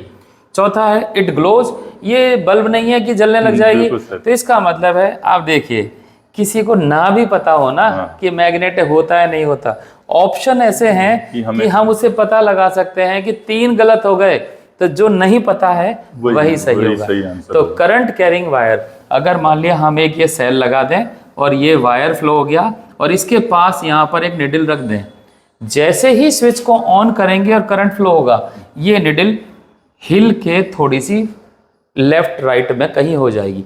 लेफ्ट होगी या राइट होगी इसका पता इस बात से लगेगा सेल ऐसे लगा है हाँ, या उल्टा लगा रखा है। तो इस तरह से डिफ्लेक्शन तो उसमें आएगा ही आएगा। सर एक बच्चों के दिमाग में क्वेश्चन और आता है कि सर जो हमने वायर लिया है अगर इसके ऊपर जो है प्लास्टिक का इंसुलेटर लगा है तब भी क्या डिफ्लेक्शन? हाँ, उससे कोई फर्क नहीं पड़ेगा। मतलब कि इंसुलेटर कुछ भी लगा या नेकेड वायर है उससे कोई अंतर आने? देखिए मैं इसको एक्सप्लेन कर दूं थोड़ा सा। तुमने बच्चों गेम खेला होगा कि एक गत्ता रखते हैं, उसके ऊपर कुछ लोहे की पिन विन रखते हैं और नीचे से चुंबक लगा के हम पिन को हिला पाते हैं। बिल्कुल। यानी जो बीच में गत्ता रखा हुआ है कार्डबोर्ड, उसने कुछ रोका नहीं, उसका मैग्नेटिक फील्ड आर पार हो गया। तो इसी तरह से अगर ये वायर नंगा है या ये वायर प्लास्टिक कोटेड है, मैग्नेटिक फील्ड रुकता नहीं है, वो आर पार हो ही जाता है। बिल्कुल सर, बिल्कुल। नेक्स्ट क्वेश्चन पर आते हैं और नेक्स्ट क्वेश्चन है a train travel at a speed of 60 kilometre per hour, how far will it travel in 4 hour? एक ट्रेन 60 किलोमीटर प्रति घंटे की रफ्तार से चलती है, 4 घंटे में कितनी दूरी तय करेगी? तो आप देखो सबसे बेसिक क्वेश्चन है। जब भी हम दूरी निकालने की बात करते हैं तो हमें 2 चीजों की जरूरत पड़ती है, एक है उसकी चाल और दूसरा है समय। और चाल को समय से मल्टीप्लाई करके हम दूरी निकाल सकते हैं। यहाँ पे हमें चाल मिली हुई है 60 किलोमीटर पर आवर और समय मिला हुआ है 4 घंटे। मैं यहाँ पर एक बात बताना चाहता हूँ, जब भी इस तरह का क्वेश्चन आया आप ये जरूर देखिए कि ये यूनिट जो हैं वो दोनों सेम है या नहीं है। सेम का मतलब है यहाँ टाइम घंटे में है, यहाँ भी टाइम घंटे में ही होना चाहिए।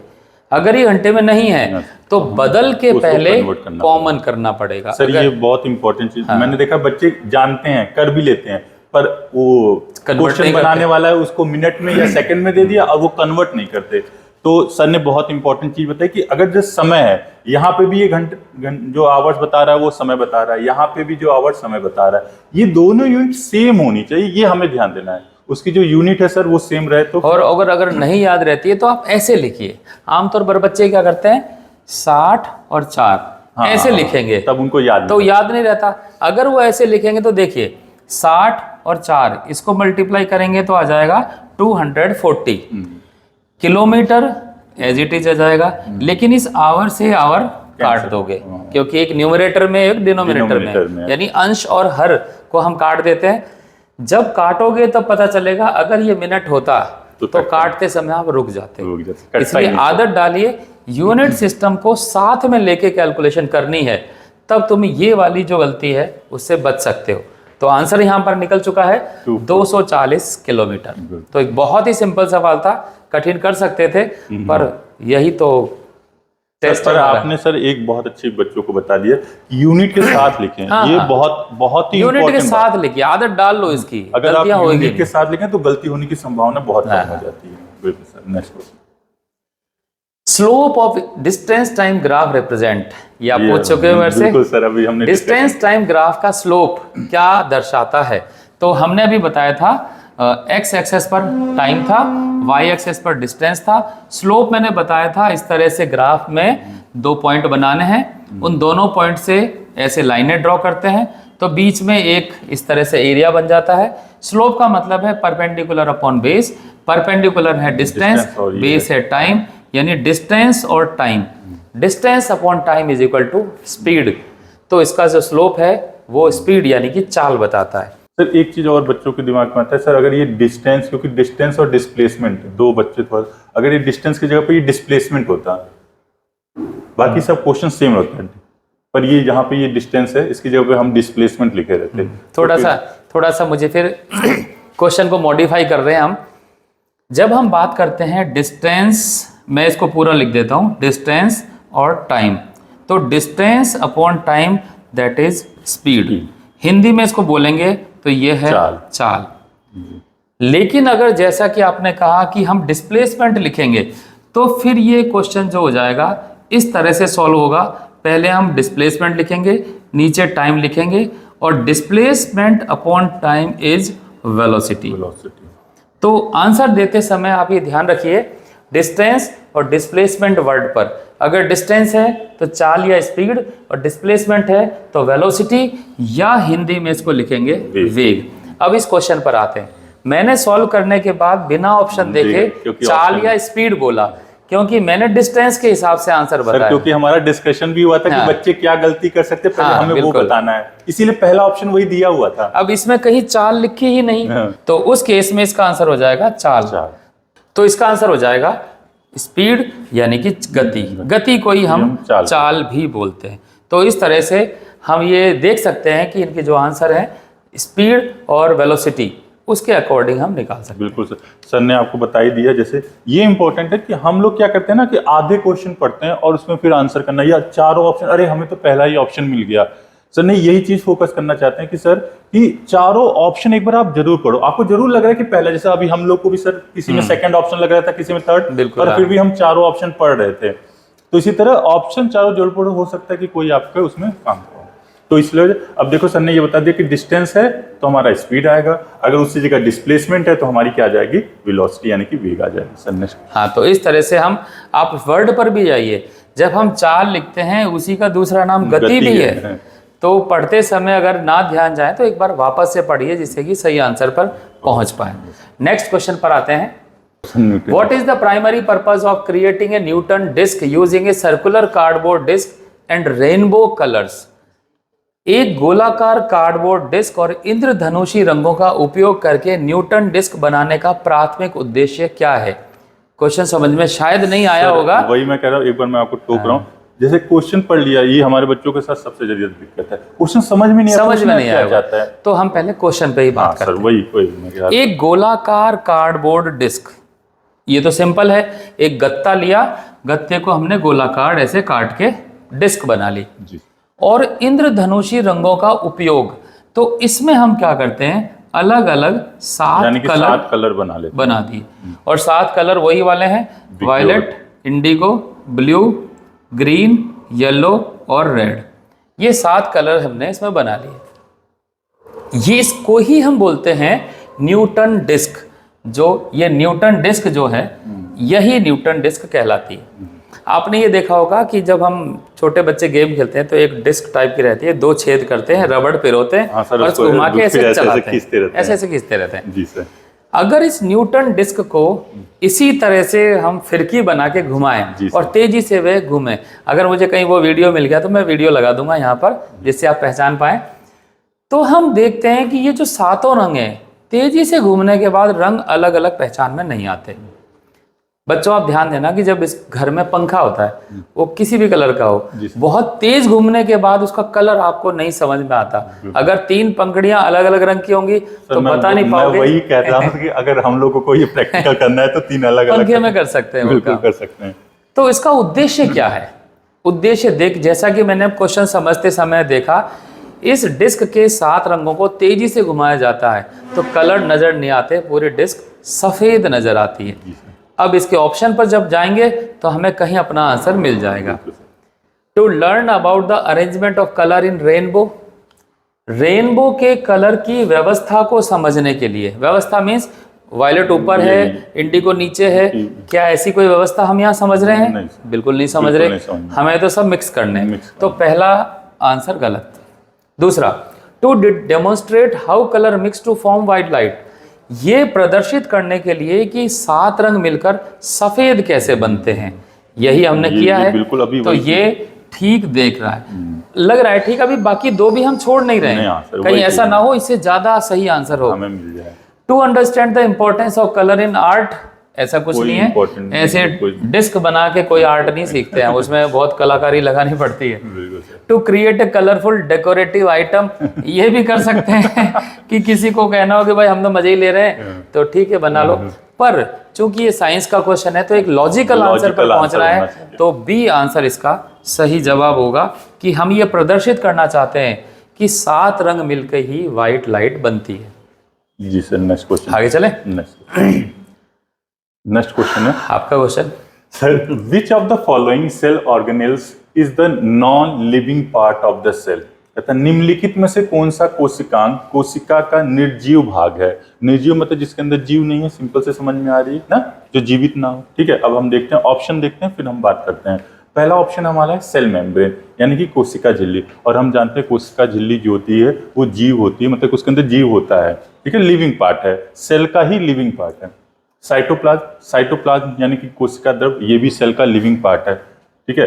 माइटोकॉन्ड्रिया, ये तो अभी हमने पढ़ा था पहले क्वेश्चन में, हमने सब देखा था कि एनर्जी प्रोवाइड करता है, तो ये और उसके खुद की जो है जिंदा है तभी एनर्जी, मरे हुए कौन एनर्जी देता है, जिसको हम माइटोकॉन्ड्रिया कहते हैं। और लास्ट पार्ट जो है सेल वॉल यानी कि कोशिका भित्ति। और ये जो सेल वॉल होता है ये जो है नॉन लिविंग पार्ट है। अच्छा। और इसकी एक खासियत और है, ये सिर्फ और सिर्फ प्लांट में, अच्छा, ये सिर्फ प्लांट है। ये यूं समझिए कि जैसे स्किन जब उतर जाती है, बिल्कुल सर, जैसे हम कोई ट्री या प्लांट देखते हैं तो उसका जो सबसे बाहरी कवर है, तना से भी बार्क, हाँ, जिसे हम कहते हैं, वो जो पार्ट है उसको हम क्या कह सकते हैं, सेल वॉल कह सकते हैं। और ये जो होता है ये एक निर्जीव पार्ट है। बिल्कुल हमारे ऐसे समझो जैसे हमारे बाल और नाखून, बिल्कुल सर, काट के अलग कर दे, तो निर्जीव होते हैं, फर्क नहीं पड़ता क्योंकि निर्जीव होते कोई हैं। उंगली काटे तो पता चले कि सजीव है।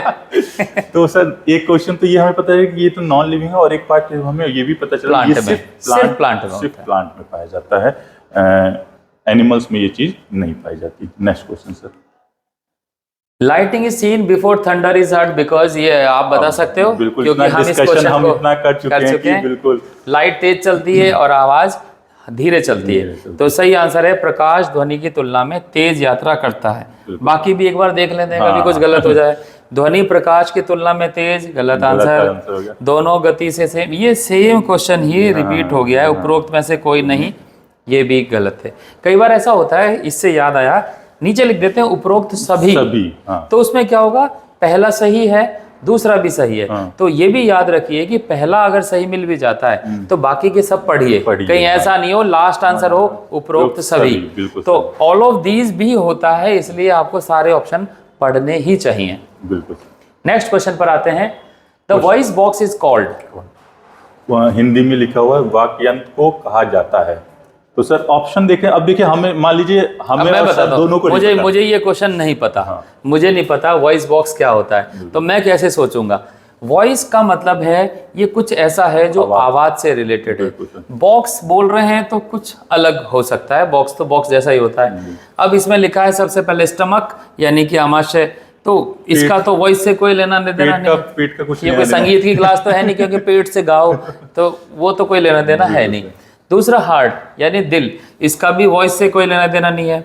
तीसरा है लार्निक्स से कुछ है, अब ये कंठ लिखा है, मुझे अब कंठ तो है तो आवाज से संबंधित, ये तो मान सकते मिल रहा है, पर हमें अभी नहीं पता ये सही है कि गलत है। चौथा है माउथ, माउथ है बोलने के लिए, खाने के लिए, चखने के लिए, सर कई सारे काम है, कई सारे काम है। लेकिन जो कंठ है, ये कंठ आमतौर पर बोलने की चीजों के लिए ही इस्तेमाल किया जाता है। तो हम ये कह सकते हैं मेरे जैसे भोंदू आदमी को अगर ये सवाल नहीं आता है तो 3 गलत का पता है, तो इसका मतलब है ये सही होना चाहिए। क्लैरिफिकेशन अब सर बताएंगे। बिल्कुल सही, आप एकदम सही ऑप्शन तक पहुंचे। जो हमारा राइट आंसर है वो लैरिंग्स है सर। और इसीलिए ना कई सारे बुक्स में या कभी क्वेश्चन के फॉर्म में ही पा जाता है what is another name of लैरिंग्स, तो आंसर जाता था हमारा वॉइस बॉक्स। ओके, कि लैरिंग्स का दूसरा नाम क्या है। तो आप ये याद रखिए, जरूरी नहीं है कि आप ये सोचो कि हमने तो कोई तैयारी नहीं की तो क्वेश्चन कैसे करेंगे। आप देखिए सामान्य बुद्धि से भी हम क्वेश्चंस को सही कर सकते हैं। सर हमें यही बच्चों को बताना है, ये जरूरी नहीं कि आपने वो क्वेश्चन पढ़ा हो, बाई चांस कुछ टॉपिक मिस हो जाते हैं सर, सभी से हम भी पढ़ रहे थे तो हमसे मिस हो जाता था, पर हम ऑप्शन तो खुद कट कर सकते हैं, रिमूव कर सकते हैं, ये गलत आंसर है, ये नहीं होगा, तो फिर हम सही ऑप्शन तक इजीली पहुंच सकते हैं। तो आगे चलते हैं। बिल्कुल सही। Two mirrors A and B are placed at right angle to each other. A ray of light incident on mirror A at an angle of 25 fall on mirror B after reflection. The angle of reflection for the ray reflected from mirror B would be.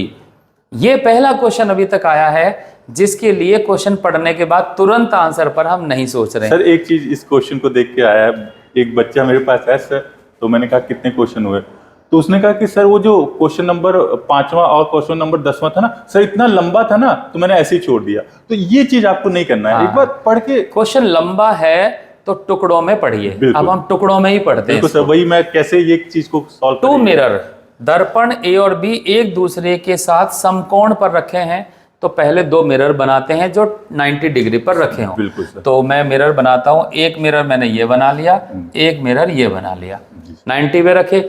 Mirror किधर से polish किया गया है, तो जिधर से वो देख नहीं सकते हैं वो हिस्सा है ये, और दूसरा साइड है ये डायग्राम किताब में इसी तरह से बनाते हैं, तो देखने का काम होगा इधर से, अंदर की तरफ से होगा। राइट एंगल पर रखे हैं हम, यहां तक पहुंच गए, टू ईच अदर, इस जगह तक हम पढ़ चुके। अब अगला part, ray of light incident on mirror A, इसको मैं ए मान लेता हूं, इसको बी मान लेता हूं। ए मिरर पर एक लाइट इंसिडेंट हो रही है, तो इंसिडेंट कराते हैं, तो जिस पॉइंट पर इंसिडेंट कराते हैं, पॉइंट ऑफ इंसिडेंस यानी आपतन बिंदु, पॉइंट बनाते हैं। मान लिया मैं यहां इंसिडेंट कराना चाहता हूं, तो जहां इंसिडेंट कराना चाहते हैं वहां पर एक अभिलंब यानी कि नॉर्मल मानते हैं, तो मैं इस लाइन को मान लेता हूं, ये नॉर्मल है। एक लाइट इंसिडेंट होती है 25 डिग्री एंगल पर, तो यहाँ पे एक लाइट इंसिडेंट करते हैं, तो नॉर्मल के साथ एंगल ये 25 डिग्री होना चाहिए, ये इंसिडेंस लाइट हो गई। तो ये हम आ गए क्वेश्चन के दूसरे पार्ट पर। Light incident at an angle of 25 fall on mirror, ठीक है, यहां तक आ गई। अब ये लाइट इंसिडेंट हुई, आगे कैसे जाएगी इसको हमें देखना है। सर अभी तक बच्चों को अभी तक सर ने कुछ भी अपने मन से नहीं किया, या कुछ क्वेश्चंस को समझ के जो लिखा बिल्कुल बस वही बना दिया, बिल्कुल बना दिया, बस इतना ही किया। 25 डिग्री के कोण पर एक किरण है जो मिरर ए पर गिर रही है, अब ये मिरर बी पर पहुंचेगी, वो देखते हैं। अब ये हम जानते हैं कि रिफ्लेक्शन में जिस एंगल पर लाइट आती है उसी एंगल से चली जाती है। तो हमने क्वेश्चन में i equal to r, angle of reflection और एंगल ऑफ इंसिडेंस सेम होते हैं। तो मैं इसी एंगल पर अंदाजे से बनाते हुए लाइट को ऐसे नीचे भेज देता हूँ। मिरर छोटा पड़ गया है तो मिरर को बड़ा कर देता हूँ, यानी ये 25 है तो ये भी 25 होगा। यहाँ तक हम पहुँच गए। अब हमने क्या किया है, 25 डिग्री पर जो लाइट इंसिडेंट हुई उसको डायग्राम में रिप्रेजेंट कर दिया है। अब हम देखते हैं यहाँ पर ये जो पॉइंट है ये हो गया पॉइंट ऑफ इंसिडेंस, लाइट इस पर गिर रही है बी के लिए सर, बी के लिए। तो मैं यहाँ पर भी एक नॉर्मल बना देता हूँ, जैसे मैंने यहाँ बनाया, ये मैं एन लिख देता हूँ नॉर्मल का नाम। अब ये लाइट किस एंगल पर इंसिडेंस होती है, ये एंगल मैथमेटिकली निकाल लेता हूँ।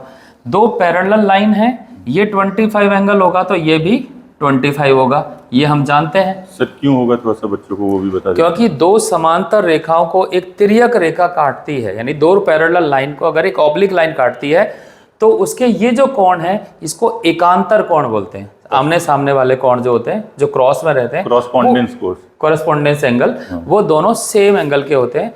तो ये 25 होगा तो ये भी 25 होगा। अब ये नॉर्मल जो बनाते हैं हम हमेशा 90 पे बनाते हैं, तो यानी ये यहाँ से यहाँ तक का टोटल एंगल 90 होगा। तो इसका मतलब बचा हुआ जो होगा 90 माइनस 25 यानी कि 65 होगा।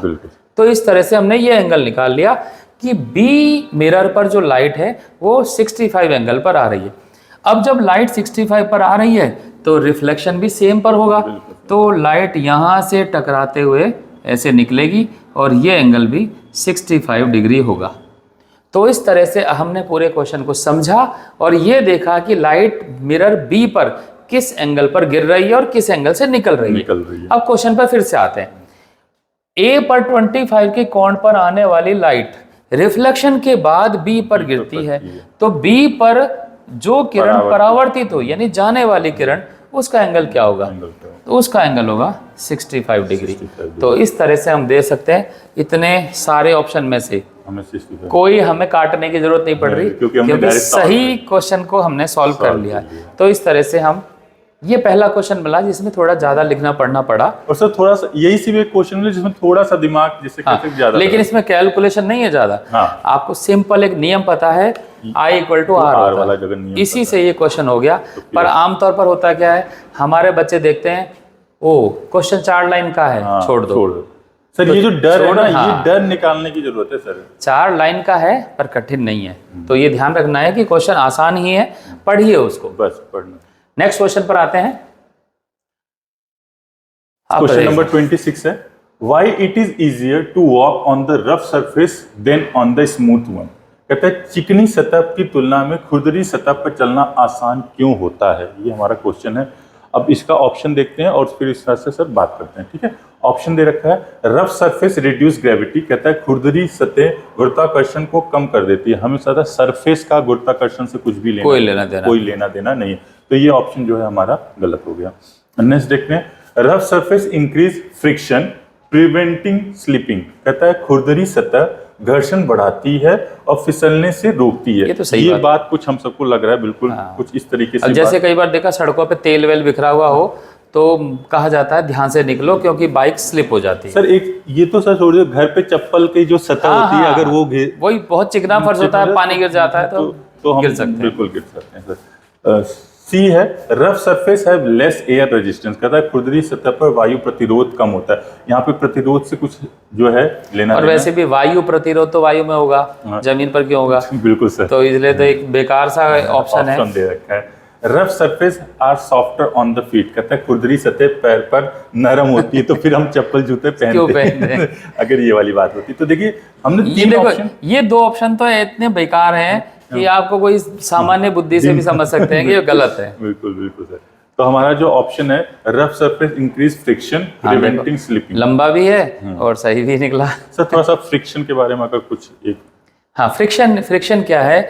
जब भी कोई दो सरफेस आपस में कांटेक्ट में आती हैं और वो एक सरफेस दूसरे की तुलना में मोशन में रहे। अच्छा, तुलना में मोशन में रहे, वर्ड को बताता हूँ। एक सरफेस ये, एक सरफेस ये, देखिए दोनों मोशन में है लेकिन फ्रिक्शन नहीं होगा क्योंकि एक दूसरे के ऊपर मोशन में नहीं है। तो सारा ही चला दिया मैंने। तुलना मतलब ये एक रुका हुआ हो दूसरा चल रहा हो, या दोनों भी अगर चल रहे हैं तो एक धीरे और एक तेज हो तो इसका मतलब एक दूसरे पर फिसल रही हो। उस केस में उन दोनों के सरफेस की वजह से एक सरफेस दूसरे के मोशन को रोकती है। तो फ्रिक्शन वास्तव में जब भी दो सरफेस एक दूसरे के साथ कांटेक्ट में है तो एक के मोशन को दूसरी सरफेस रोकती है, जिसको कि हम फ्रिक्शन कहते हैं। सर एक थोड़ा सा दिमाग में हो रहा है, अभी आपने कहा है कि रोकती है और यहाँ पे कह रहा है कि वॉक करने में इजी होता है। ये चीज वॉक करने में इजी होता है, ये दोनों चीजें जो हैं अलग अलग है। मैं बताता हूँ। मान लिया एक सरफेस है, उस सरफेस पे एक आदमी चलना चाहता है और उस पर तेल डाल रखा है। अब चलने के लिए हमें क्या करना है कि हमारा पैर सरफेस पे टिके और जब पैर टिकने के बाद हम उसको धक्का दें तो वो सरफेस या तो सरफेस पीछे चली जाए, अगर सरफेस पीछे नहीं गई तो हम आगे चलेंगे। ठीक है, जैसे तेल या दरी पट्टी पे चलते हैं और हम चलें और दरी पट्टी ही चली जाए तो हम गिर जाते हैं। तो इसके लिए जरूरत है फ्रिक्शन की, यानी कि अगर वो स्मूथ होगी, हमारे मोशन को कोई रोक नहीं रहा है तो पैर ऐसे टेकेंगे और पैर फिसल जाएगा। तो हम चाहते हैं पैर फिसले नहीं, हम चाहते हैं कि पिछली वाली सरफेस है उसको हम धक्का दे पाएं। अगर उसको धक्का नहीं दे पाए तो क्या होगा, हम आगे चले जाएंगे।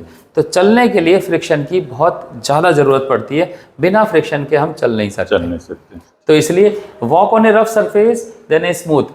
अब यहाँ पे रफ और स्मूथ का मतलब है एकदम चिकनी सरफेस को ये स्मूथ सरफेस बोल रहे हैं।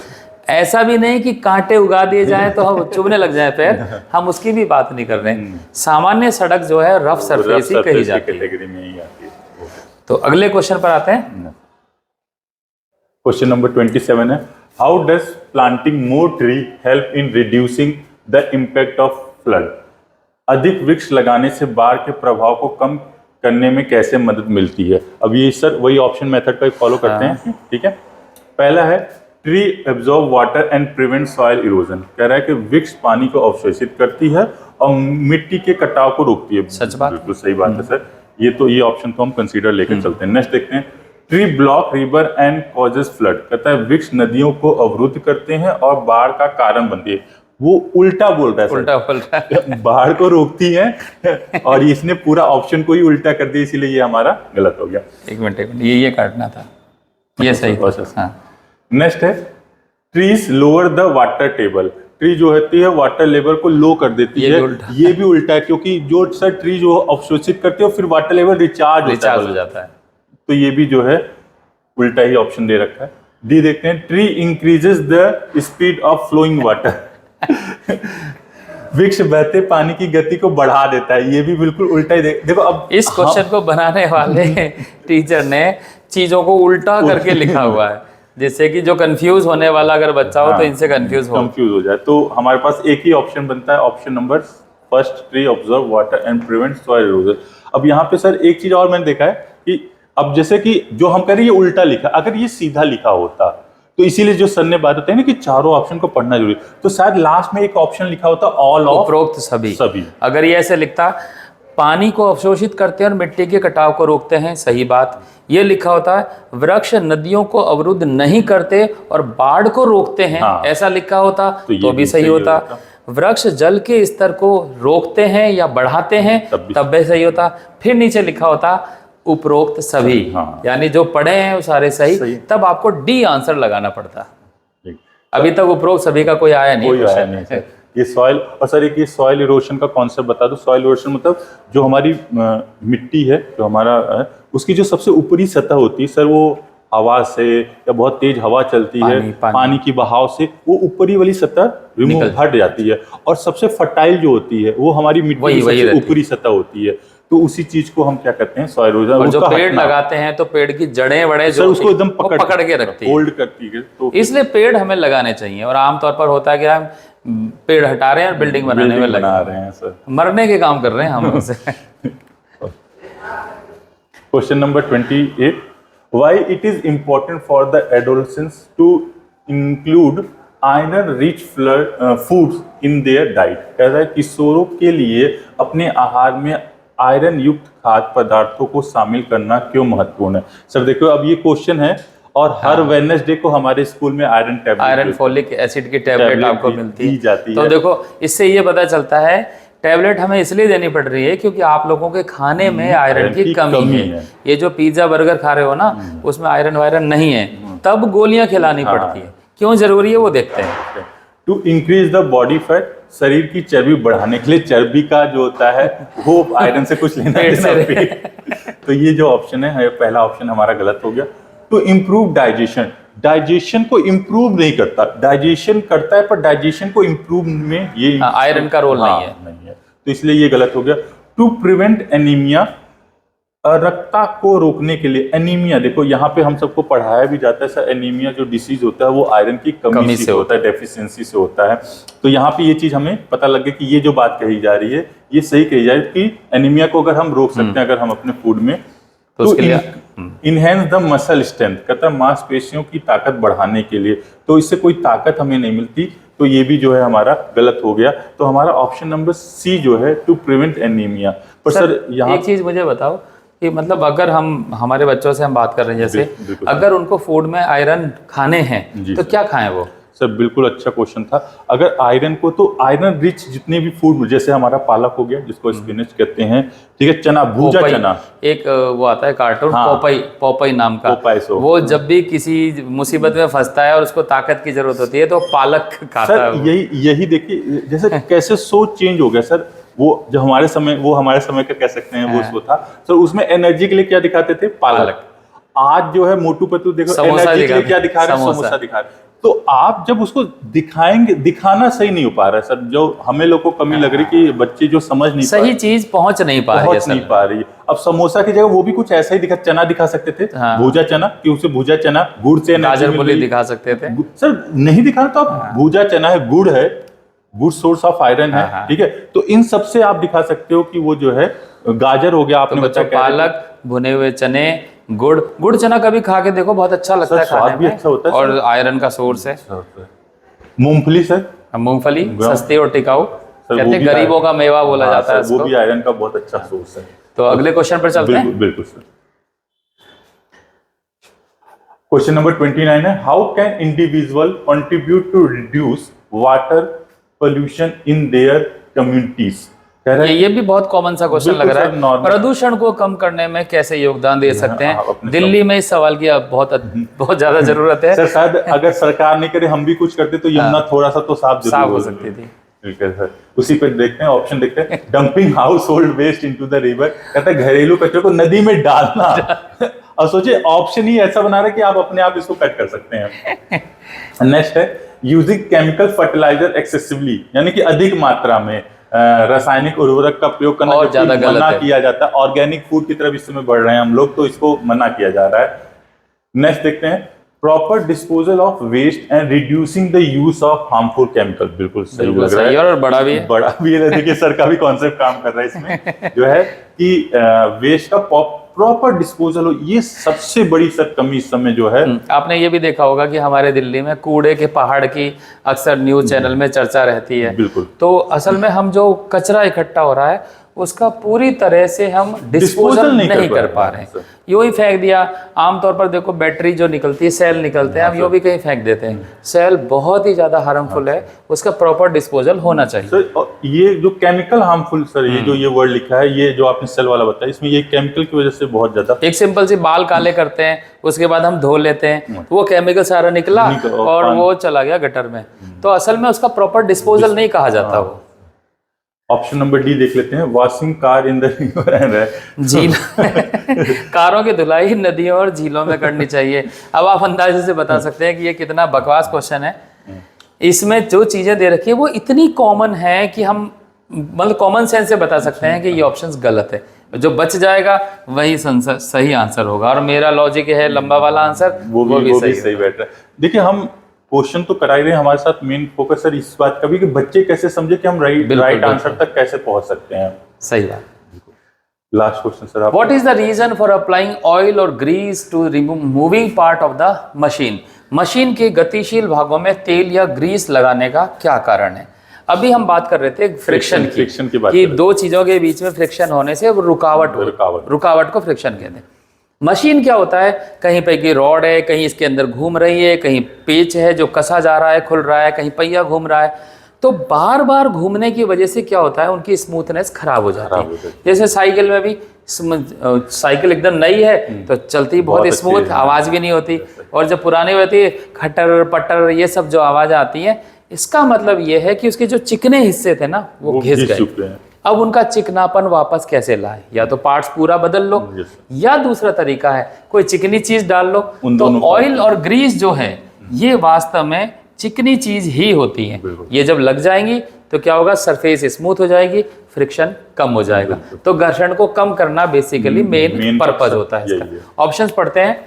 To increase the friction between the part, बढ़ाने के लिए, हम तो घटाने की बात कर रहे हैं तो ये ऑप्शन बढ़ाने की दे रहा है, तो ये गलत सवाल हो। घर्षण को कम करने और टूट फूट को कम करने के लिए, सही जवाब, यही हमने अभी समझाया भी है। मशीन को भारी बनाने के लिए, ग्रीस या तेल कोई ऐसा नहीं होता है कि जरा लपेटा तो 4 किलो वजन बढ़ गया, तो ये तो एक गंदा ऑप्शन था। भारी बनाने से कोई लेना देना नहीं है। मशीन को काम करने से रोकने के लिए हम तो चाहते हैं मशीन काम करे, रोकना कोई नहीं चाहता है, तो इसलिए ये ऑप्शन भी गलत है। तो सही जवाब हुआ घर्षण को कम करने और टूट फूट को कम करने के लिए। आपके उससे एक याद आ गया कि जो जितनी भी भूत वाली पिक्चर्स होती हैं उसमें जो दरवाजा खुलता है, हाँ, ये भूत वाली फिल्मों में दिखाते हैं कि महल शानदार होगा, सब कुछ नया होगा, लेकिन दरवाजा खुलेगा ये इफेक्ट देते समय मुझे याद आता है कि इतने नए घर में ये पुराना दरवाजा क्यों लगा रखा है, फ्रिक्शन की वजह से वो आवाज हो रही है टेंटे की। तो बच्चों आपने देखा कि हमने 2 मॉक टेस्ट के 15-15 क्वेश्चन के 2 सेट यानी 30 क्वेश्चन किए, और इन क्वेश्चन में हमने सिर्फ सॉल्यूशन नहीं बताए। हमारा मेन पर्पस है सॉल्यूशन कराने के बाद आपको ये बताना कि इन क्वेश्चंस को पढ़ने के लिए हमें चैप्टर को कितना पढ़ना पड़ता है। और ऑप्शंस आपके सामने हैं, तो आप कॉमन सेंस का इस्तेमाल करके भी आंसर्स दे सकते हैं। सर यही हमने देखा, अगर हमने 30 क्वेश्चन किए हैं तो 5 क्वेश्चन होंगे अप्रॉक्स जो शायद जिनके लिए कुछ पढ़ना पड़ा था। बाकी 25 क्वेश्चन ऐसे हैं कि सिर्फ अगर हमें कॉमन सेंस यूज करें तो हम ऑप्शन को इजीली कर सकते हैं और राइट आंसर तक पहुंच सकते हैं। तो आपसे ये उम्मीद है कि आप इस वीडियो को देखेंगे और इन क्वेश्चन की प्रैक्टिस करेंगे, और बाकी प्रैक्टिस भी हम आपकी इसी तरह से आगे किसी वीडियो में करवाएंगे। तो अगर किसी तरह का कोई सवाल है तो आप कमेंट बॉक्स में लिख सकते हैं, और डायरेक्ट पूछना चाहें तो डायरेक्ट भी पूछ सकते हैं। हम आपके लिए हमेशा हाजिर हैं। तो इसी के साथ आपसे विदा लेते हैं। धन्यवाद।